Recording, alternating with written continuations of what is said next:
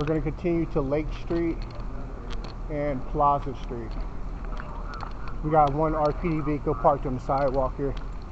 Gonna walk up and see what's going on.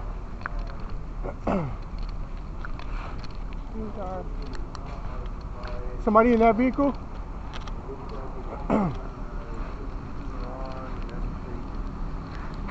Nobody's in the vehicle? No, there's no one in this vehicle right here. Okay.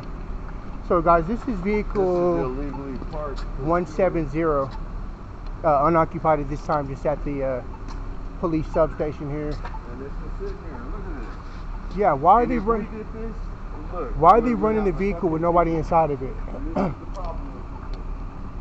We were here with our lights on. This is vehicle 170.